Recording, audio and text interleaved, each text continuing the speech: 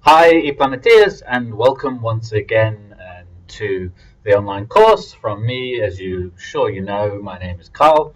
Today I'm taking a different section from normal, and I'm going to give you a very quick special South Africa viewpoint from the paleontological perspective.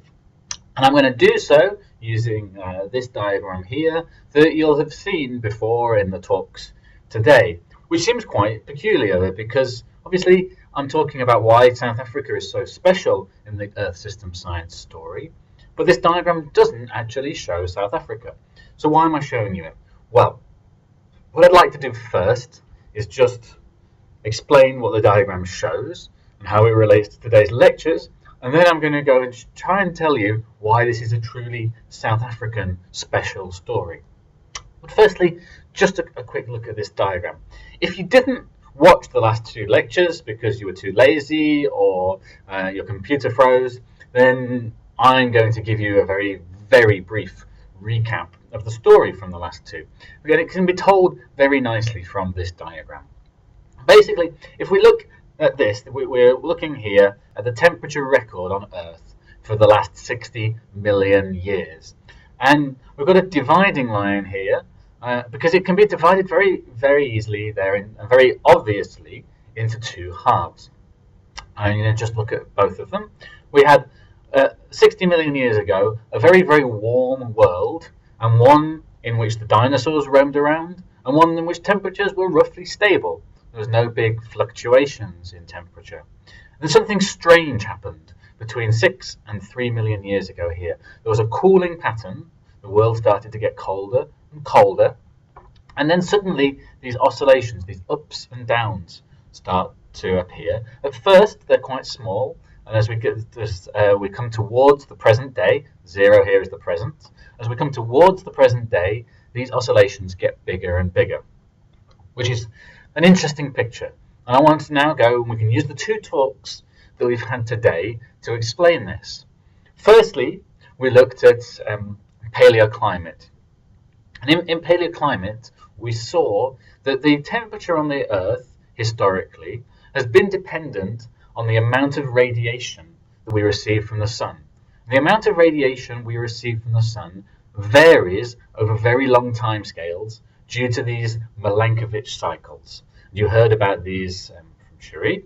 And principally, the orbit of the Earth and the way the Earth sits on its axis change with very long periods. We're talking 20, 40, 100,000 year periods to allow the Earth to receive more or less radiation, or to change the way in which the Earth receives it, more at the equator, less at the poles, or more evenly.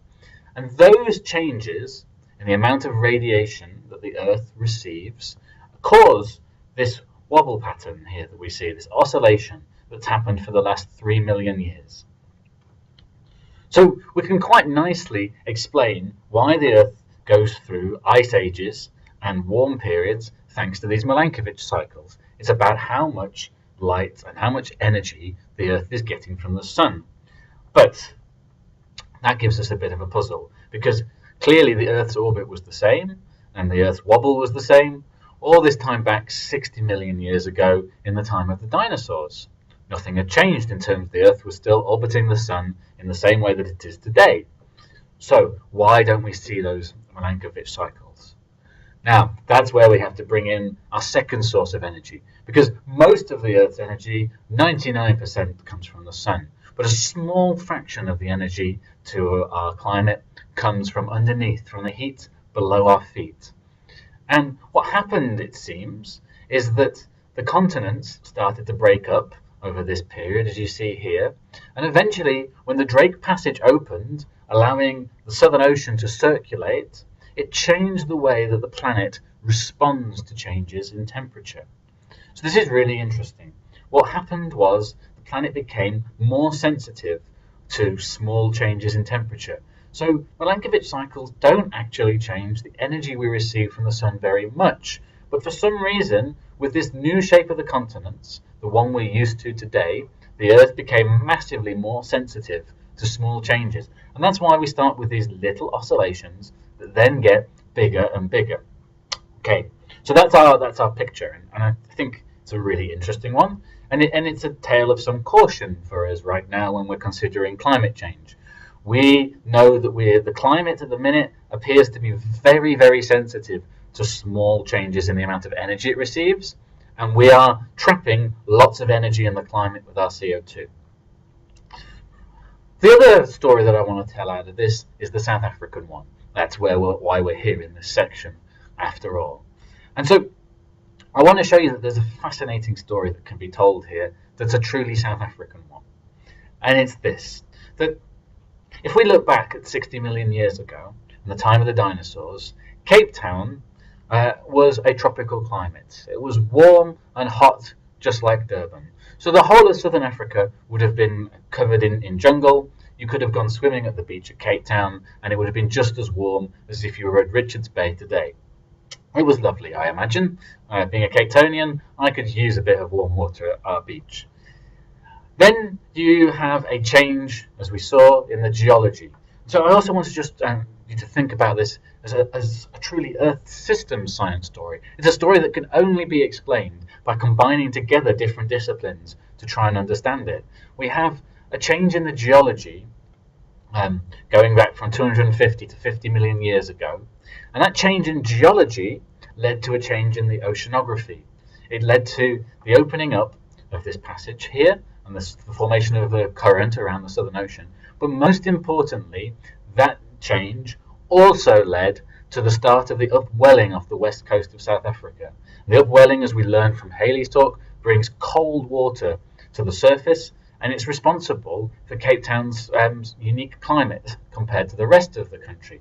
So we have a change in the geology, leads to a change in the oceanography, leads to a change in the climate of southern Africa, particularly southwest Africa. So this period here, as we go from 5 to 3 million years ago, represents this period where these changes are all going on. So we've gone from geology to oceanography to climate. Well, when the climate of southern Africa changed, that of course in turn changed the plants.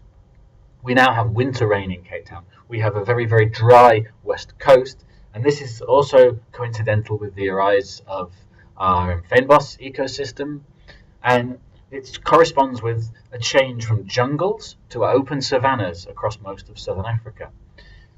So we go from jungles to open savannas. That causes a change in the zoology, in the animals. So we've gone from needing to know something about geology to oceanography to climate to botany and now to zoology. We had a change in the animals, and one of those changes, and probably the most important one in this story, was that a group of apes started walking upright. We have here, 3 million years ago, the evolution of the first hominids.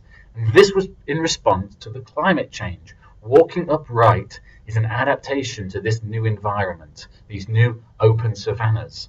So 3 million years ago, we had the evolution of hominids. And so now, of course, we have to bring anthropology in. And we've almost been all the way through the Earth system sciences to tell this story.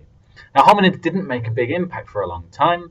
Hominids were around from this period due to this change. Started in southern Africa, but not a lot happened. Not a lot happened right all the way until Homo sapiens evolved at the end of this picture. And right here, in this little last warm period, Homo sapiens invented agriculture and then industry and have gone on to make great advances and do incredible things, but at the same time introduce this huge climate forcing. This CO2, a greenhouse gas into the atmosphere that threatens the very existence of our species and maybe many species on the planet. But this is a fascinating story, and it brings us to the politics, which we'll come to at the end, and climate change itself. But as I say, it's a fascinating, and it's one that centres around South Africa. We've got this change here being the key issue, that we go from the warm world to the cold world, but it's played out in the climate and the oceans, and then the anthropology and the people of southern Africa. And if you want to study this, well, obviously, this change being the really significant thing to study in this story, we're in the right place to do it. South Africa has an amazing location to have the resources to do this. For example, here in Cape Town, we have a fossil park from 5 million years ago. which shows us about what Cape Town was like just before this big change, as the change was going on. And also, we have the hominid fossils throughout this period. Lots and lots of these are in South Africa, to see how this change impacted humans and brought us to this point of having the climate change problem. So I think this diagram, this chart is a really important one. It speaks volumes. It tells a really interesting story, and it tells a story which I hope I've convinced you is one that's centered on South Africa and best studied from South Africa.